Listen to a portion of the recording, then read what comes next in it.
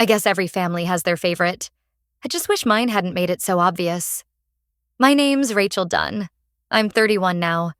But this story starts way back when I was 10 years old, standing behind the shampoo chairs of my mom's tiny hair salon in a town so small you could sneeze and the whole main street would bless you. My mom, Janet, ran that shop like it was the White House. She had the voice, the smile, and the gossip to match, but she only ever had eyes for one person. My younger sister, Chloe. Chloe was sunshine in a dress. Blonde curls, stage smiles, winning ribbons at county fairs, and Little Miss pageants since she could talk. I was the quiet one. The girl folding towels in the back room, reading old repair manuals Dad brought home from the auto shop. I wasn't pretty enough for the contests or bubbly enough for the church choir. Mom used to tell people, Chloe lights up the room. Rachel, she's just practical. Like that was something to be pitied. I didn't hate Chloe. That's the part people get wrong. I envied her. But she was kind to me in her way. She'd let me help pick out her dresses or quiz her on pageant questions. But deep down, I knew I was just a practice audience until the real people showed up. And Dad? Alan Dunn was the only one who ever looked at me like I mattered. Grease-stained hands, quiet voice, steady presence. He didn't say much, but when I got straight A's in math, he taped the report card to the fridge like it was a gold medal. Mom rolled her eyes so hard I thought they'd fall out. She's not going to win a scholarship folding wrenches, Alan. But Dad smiled and just said, give her time. I lived for those moments, but it all shifted the day I accidentally overheard something that cracked me open in a way I don't think I've ever fully recovered from. It was a Saturday. Chloe had just won second place in some local recital, and Mom threw a little barbecue to celebrate. All her salon friends were there, wine coolers in hand, laughing too loudly. I was in the kitchen, washing dishes no one noticed I'd stacked. That's when I heard Mom's voice float in from the porch. I mean, Chloe's my pride and joy, she said, laughing. Rachel? She's Alan's kid through and through. The words hit like cold water down my back. I stood there, dish in hand, not breathing. It wasn't what she said. It was how she said it. Like I wasn't hers. Like I was someone else's problem. One of her friends giggled. Oh, come on, Janet, she's still yours. Mom took a long sip of her drink and sighed. Biologically, sure. But you know how some kids just aren't yours in the way that counts? I dropped the dish. It shattered across the tile floor. Everything went silent for half a second. Then I heard Mom laugh too brightly. Rachel? Sweetheart, careful in there. I didn't answer. I picked up the shards one by one, hands shaking, tears burning at the corners of my eyes but refusing to fall. I didn't tell Dad. I didn't tell Chloe. But that night, I sat on the porch swing alone. I remember looking out at the stars, wondering if I was supposed to feel like I belonged somewhere. Or if this was just how life worked when your mom loved you out of obligation and your dad loved you in secret. The next day, Mom signed Chloe up for a summer acting camp 3 towns over. Full tuition, brand new wardrobe. When I asked if I could take a mechanics course Dad mentioned at the community college, she didn't even look up from her magazine. Rachel, she said, flipping a page, not everything's about fixing things. And right then, at 12 years old, I realized something sharp and painful. I wasn't the daughter she showed off. I was the duct tape holding the house together when no one else noticed the cracks. But here's the thing about duct tape. It tears eventually. And 2 summers later, when Dad fell sick, that tear split wide open. But no one, not even me, was ready for what would come next. The summer I turned 25, Dad's hands started shaking. At first, we joked about it. He'd try to pour coffee and miss the cup, curse under his breath, and I'd laugh, saying, "Guess you're finally getting old, huh?" But when the shakes didn't stop, when he started losing his balance getting out of the truck, we knew it wasn't something you could laugh away. The doctor's office was quiet, cold, and smelled faintly of antiseptic and disappointment. I sat next to him in those stiff plastic chairs while the neurologist explained, in words too soft for the wreckage they carried, that it was Parkinson's. Early onset. Progressive. No cure, just management. Dad just nodded, barely blinking. I asked all the questions because he couldn't. When we left the clinic, he didn't go home. He drove us straight to the overlook outside town, where you could see the highway stretching like a thread across the valley. He sat there, both hands gripping the wheel like it was holding him together. "I'm not going to be the man who breaks down in front of them," he said. "Not your mom. Not Chloe. They wouldn't know what to do with it." I didn't argue. I just stared at the horizon and felt something heavy settle on my shoulders that I knew wasn't going away. The first few months weren't too bad. We adjusted. I helped him with his meds, went to physical therapy with him twice a week, tried to keep things normal. Mom barely noticed.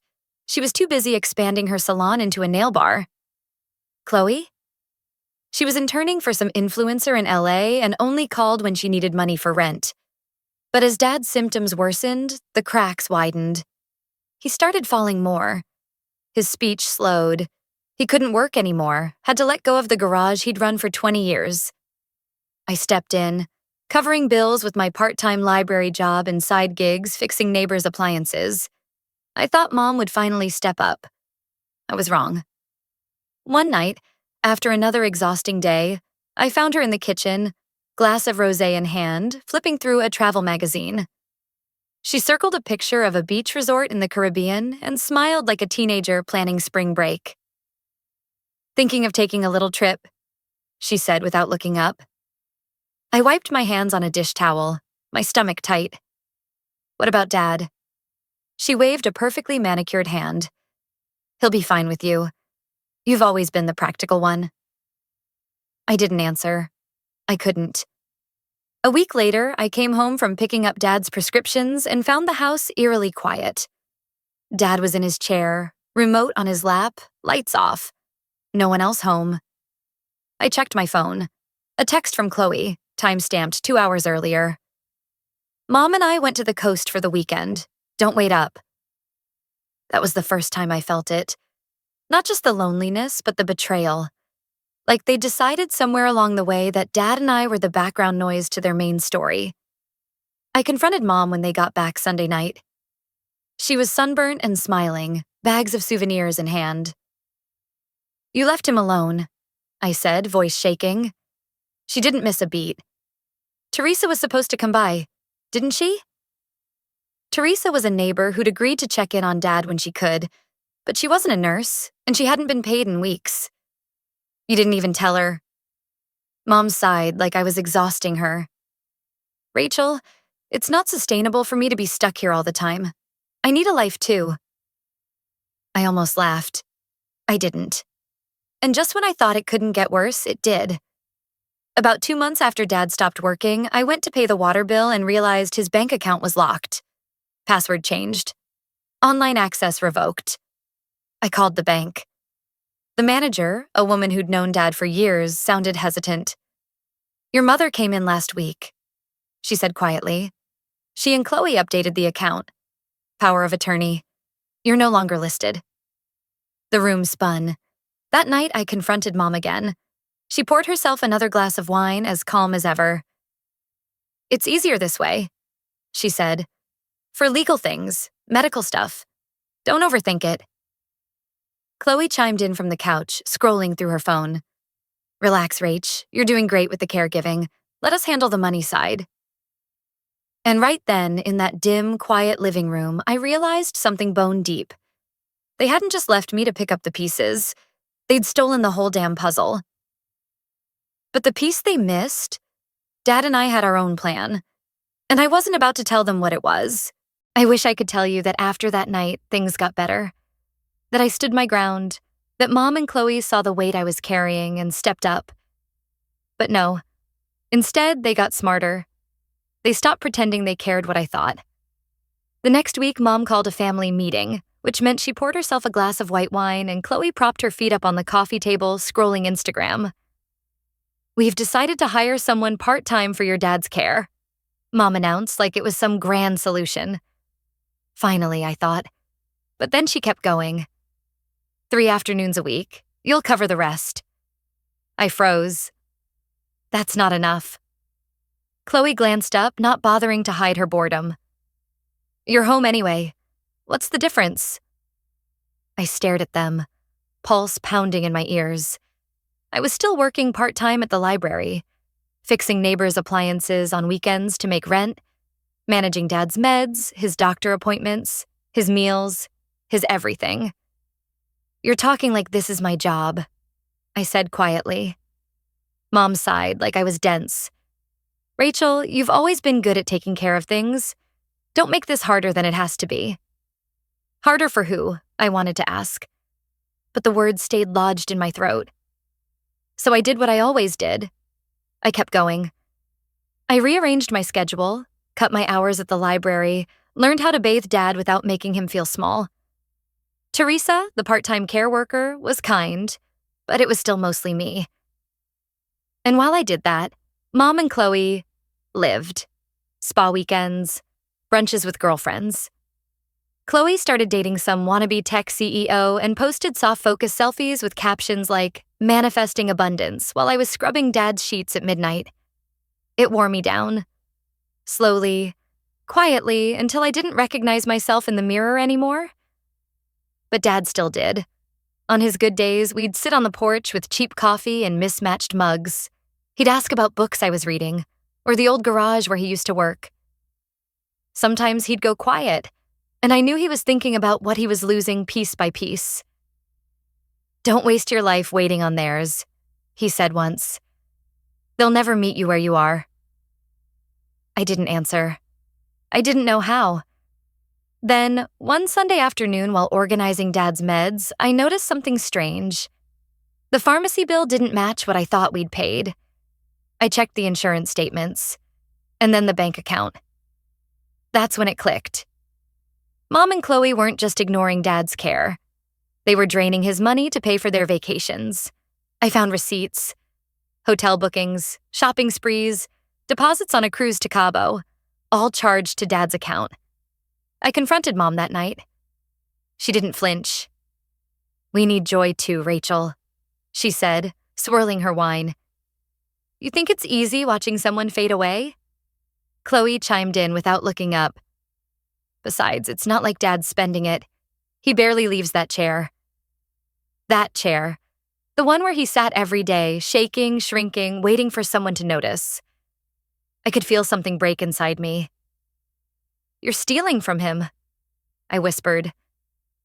Mom set her glass down, her smile thin and cold. We're managing what's best for the family. Sometimes that means making hard choices. And right then, I realized, in their minds, Dad was already gone. They'd written him off the second he couldn't carry them anymore. But what they didn't know, what they never bothered to ask, was that Dad and I had been quietly planning for months. A separate account, a safety net. Something just for him, just for me.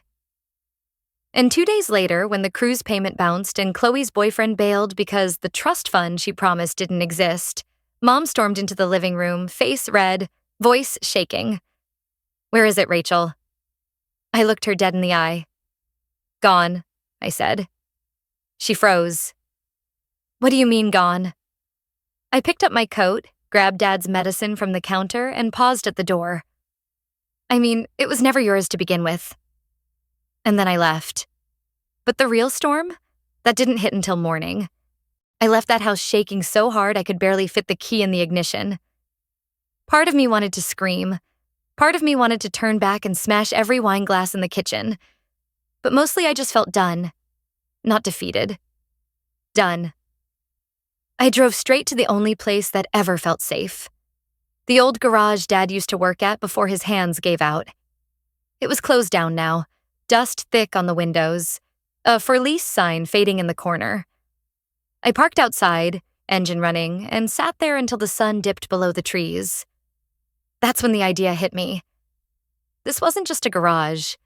This was where Dad taught me how to change brake pads and rebuild carburetors, where he told me I could do anything as long as I kept my head down and my hands steady. They thought they'd stolen everything from him. But they missed this. The next morning, while Mom was still sleeping off her Chardonnay hangover, I called the number on the sign. A man named Keith answered. He sounded surprised anyone was interested in renting the place. "I'll pay first and last month today," I said, voice steady. "I'll clean it up myself." The pause on the other end told me everything I needed to know about how desperate he was to offload the space. "Keys are under the mat. Come by when you're ready." I used the last of the money Dad had stashed away, the one thing they hadn't touched because they never thought to look past his main account. Over the next few weeks, I scrubbed oil stains off the floor, replaced cracked windows, and posted a notice online. Dunn's Auto Repair. Honest work, fair price. It wasn't glamorous, it wasn't big, but it was mine. Daniel, one of Dad's old co-workers, stopped by one afternoon with a six-pack and a tired smile. "Alan would have been proud," he said, wiping his hands on his jeans. "Thanks," I said, and for the first time in months, I meant it. Meanwhile, Mom and Chloe were falling apart. The cruise was canceled because the payment bounced. Chloe's boyfriend ghosted her the second he realized she wasn't sitting on a trust fund. Mom tried refinancing the house to cover their debts but couldn't qualify without Dad's income. They blamed me, of course. "You stole from your own family," Mom hissed down the phone one night. "After everything we did for you." I laughed. I couldn't help it. "You mean after everything I did for you while you spent his money on your tan lines?" Click. The silence was better than any apology. But the real blow came a month later. I was closing up the shop when a man in a dark suit pulled into the lot. I thought maybe it was a customer, but he wasn't holding a wrench or jumper cables. He held a briefcase. "Rachel Dunn?" he asked. "Yeah?" He opened the case and handed me a thick envelope. "Your father had a life insurance policy." I froze. No, he didn't. He canceled that years ago when money got tight. The man shook his head. "He reinstated it 6 months before he passed. Listed you as the sole beneficiary. No one else." My knees almost gave out. He left the papers with me and drove off, leaving nothing but the sound of the wind through the cracked sign above the door. I opened the envelope with shaking hands. It wasn't millions, but it was enough. Enough to keep the shop running for years. Enough to pay off my student loans. Enough to give me a life I didn't have to fight for every single day. And the kicker? Mom and Chloe didn't even know it existed. They'd fought over the scraps of his account, squabbled over vacations and home repairs, while the real gift sat quietly in my hands the whole time. Dad didn't leave them a single cent. He left it all to the daughter they tried to erase. And in that moment, standing alone in the garage where he spent his life working with his hands, I didn't feel bitter. I felt free. But little did I know, the next time Mom called me, she wouldn't be asking for forgiveness. She'd be begging for help. It was 2 weeks after I found out about the life insurance when the call finally came. I almost didn't answer. The caller ID said, "Mom," but we both knew that word didn't mean the same thing anymore. Her voice cracked before I even spoke. "Rachel, we're losing the house." I stood alone in the garage, the evening light slipping through the cracked windows, dust swirling in the beams like something ghostly. "Okay," I said flat. A pause, like she didn't know what to do with my calm. "The bank's foreclosing. We're behind on taxes, repairs, everything. I thought the inheritance would cover it, but it's gone." I almost laughed, but it caught in my throat. "So what do you want from me?" She dropped the act then, voice low, sharp. "Help us. Lend us something. You have the garage, the payout, your father's—" She stopped herself, but the word hung in the air like smoke. "Your father's love. The thing you never earned." I leaned against the cold metal of the workbench, heart pounding, but steady. "You sold Dad's life for a beach vacation. You left him to rot in that chair while you played house with Chloe's Instagram followers." Silence. Then, quieter. "People are talking, Rachel, about how we handled things. The salon's losing clients. Chloe's friends won't return her calls. Do you really want to see your family fall apart like this?" I stared at the oil stains on the floor, the same ones Dad used to curse about but never quite scrubbed clean. You made your choice, I said softly. I'm just letting you live with it. And then, like ripping off a bandage, I hung up. I thought that would be the end. But it never is it? A month later, Chloe tried to sell the house in a rush deal to avoid foreclosure. Turns out Dad had added my name to the title months before he passed. Quietly, legally, fully. They'd forgotten to check. So when the sale went through, half the proceeds came straight to me. I didn't even have to fight for it. The check arrived in the mail on a Thursday afternoon, folded inside a bland legal envelope. I stared at it for a long time. I could have called them, told them I had it, offered to split it. But then I remembered all the nights I spent spoon-feeding Dad applesauce while they were out wine tasting. All the days I missed work because no one else showed up. So instead, I donated half of it to the Parkinson's Foundation in Dad's name. Quietly. No social media posts, no plaque on a wall. The other half? I put it toward expanding the garage. New tools. A bigger lift. Hired Daniel full-time. We called it Dunn and Daughter Auto Repair. I wish I could say they called to apologize. They didn't. Last I heard, Chloe was bartending in a ski town up north, chasing some new guy's dreams. Mom moved in with an aunt in Florida and closed the salon for good. But some nights when I lock up the shop and the wind cuts through the alleyway like a whisper, I almost hear Dad laughing. You fixed it, he says, somewhere in the dark. All of it. And maybe I did. Or maybe I just finally stopped trying to fix people who didn't want saving. If there's one thing this whole mess taught me, it's this. Love is quiet, steady, and shows up when no one else does. The people who see you without applause, those are the ones who matter. Anyway, that's my story. If you've ever been the one holding everything together while no one noticed, drop your story in the comments. I'll be here, reading. And if this hit home even a little, feel free to stick around. I've got a few more stories like this tucked away for another night.